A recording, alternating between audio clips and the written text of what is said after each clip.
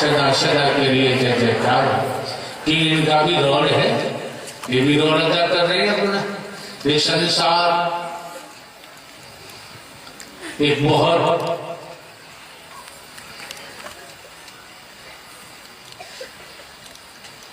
Drama मंच है, नाटक मंच है। कर्मों के अनुसार ये प्रकृति, पशु पक्षी, कीड़ा मकोड़ा, स्त्री पुरुष नारी अपने अपने कर्मों के मुताबिक सब अपना अपना रोल अदा कर रहे हैं। हमारे द्वारा पूर्व में भी कहा है, अतीत से वर्तमान, वर्तमान से भविष्य, इस बात को समझने का प्रयास करो।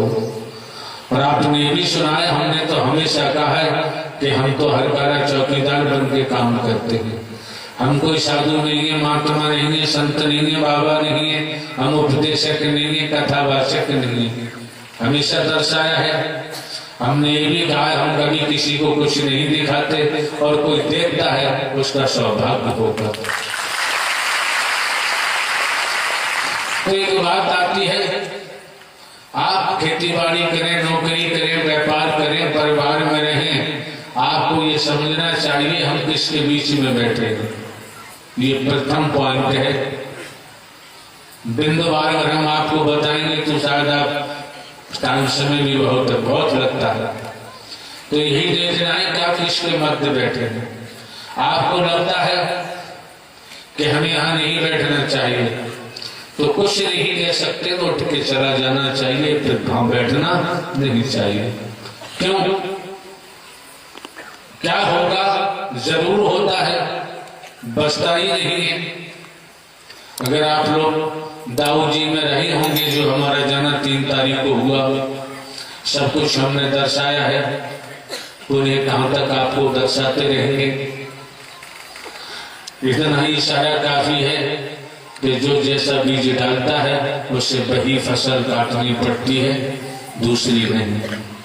और ये भी समझ सकते हैं, तो हम आपको दर्शाना चाहते हैं, साकार हरि परमात्मा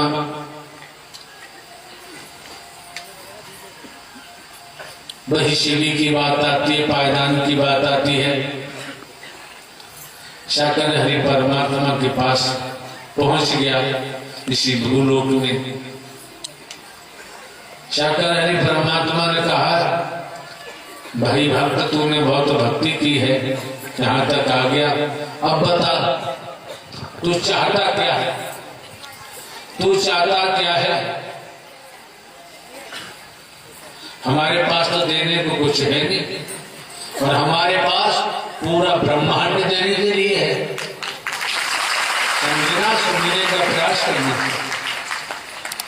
भूलोक, पाताल लोक, आकाश लोक, पूरा ब्रह्मांड हमारा है, पूरा ब्रह्मांड हमारी मुट्ठी में है। तू क्या चाहता है? तुझे क्या चाहिए? समझने का प्रयास करना। हमने आज तक आने वाले महापुरुषों को कार्य नहीं बनाया है, तो प्रभु हम समझे नहीं।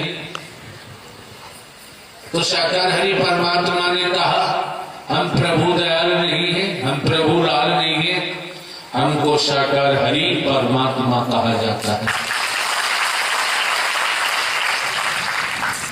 तब उसने कहा कि साकार हरि परमात्मा आप ही बताएं। तो कहा, देख भाई,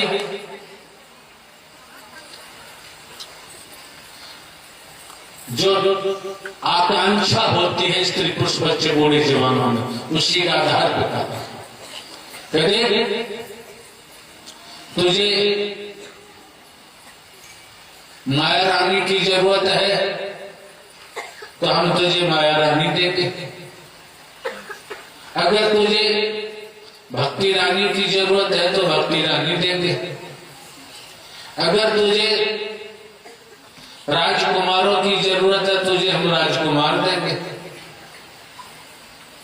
अगर तुझे सम्राट के पद की जरूरत है तुझे हम सम्राट का पद देंगे। वो तू क्या चाहता है? तो क्या हम समझे नहीं? फिर हरि ने समझाया, सम्राट का मतलब है अहंकार। हमारी बात को समझिए, सम्राट का मतलब है अहंकार। घमंड, गुमान। आप समझ सकते हैं जिसके सर पर अहंकार सवार हो गया तो उसका तो विनाश, पतन निश्चित है। उसे बचाना जगत में किसी के बस की बात, यथावत तो हकीकत ही है।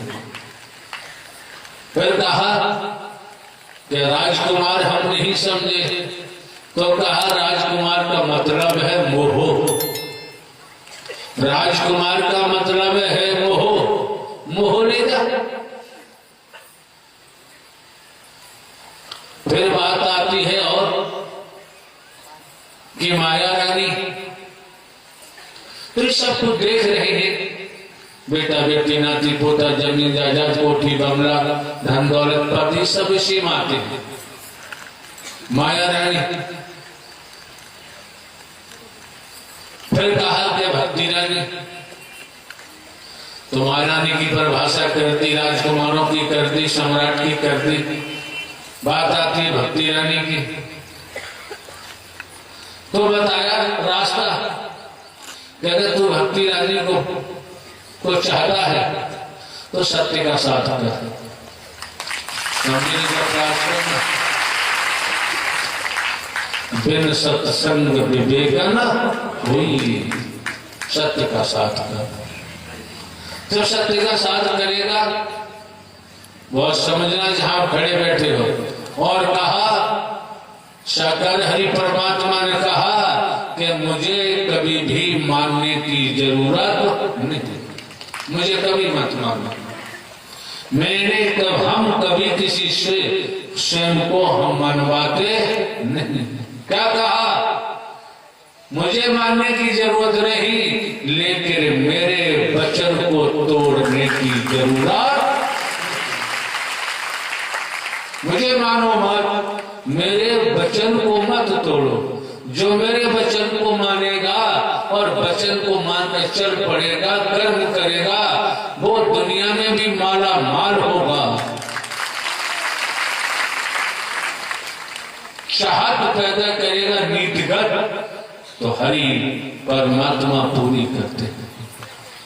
तो मुझे मार मत मान, लेकिन मेरे वचन को मानना, मेरे वचन को तोड़ना मत। अगर मेरे वचन को तोड़ेगा तो मेरे सत्य के साथ में आने की जरूरत नहीं रह जाती। अब बात आती है भक्ति रानी। जब भक्ति रानी की बात आती है, जब सत्य का साथ करेगा, मेरा वचन मान के चल पड़ेगा, खेती बाड़ी नौकरी व्यापार करते हुए धन कमाएगा, संसार में काम आएगा और चल पड़ेगा, और तू सत्य का साथ करेगा, वचन मानेगा, तो तेरे हृदय में प्रेम पैदा होगा।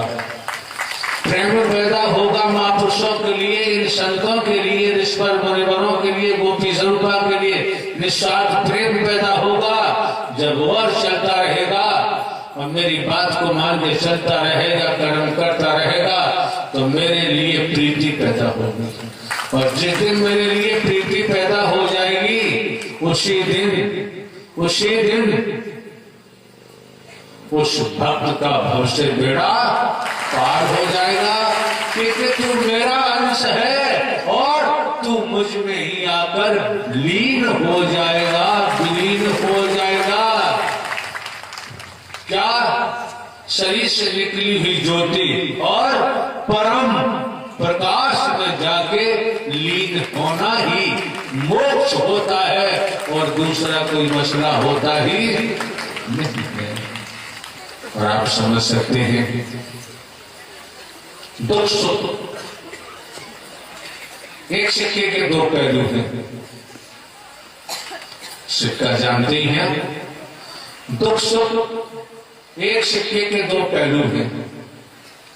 वो हमारे ही कर्म से निर्मित हुए हैं, कहीं बाहर से नहीं टपकते हैं, हमारे कर्म से निर्मित हुए हैं और हमको ही भोगना पड़ता है।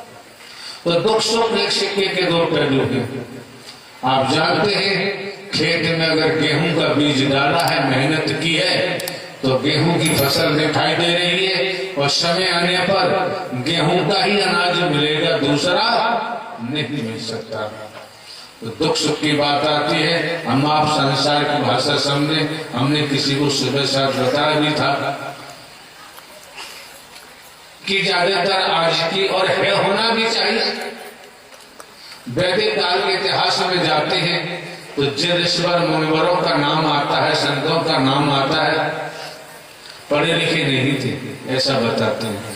आज के दौर में ग्रामीण अंचलों में, कस्बों में, शहरों में, नगरों में, महानगरों में किनकी बेटियां हैं, बेटे हैं, भाई हैं, बहनें हैं, कुछ भी करें, कहीं से मेहनत करें, कुछ भी करें, लेकिन अपने बच्चों को पाठशाला भेजते हैं, स्कूलों में दाखिला कराते हैं और उनके बच्चे पढ़ना तो नहीं चाहते, लड़क पड़े हैं, तो माता पिता ही सिखाते हैं। ये क्या नाटक है, देख रहा खड़ा खड़ा नाटक क्या है। शिक्षा की तरफ ध्यान नहीं होता है, खिलवाड़ की तरफ ध्यान होता है, खाने और खेलने पर ध्यान होता है।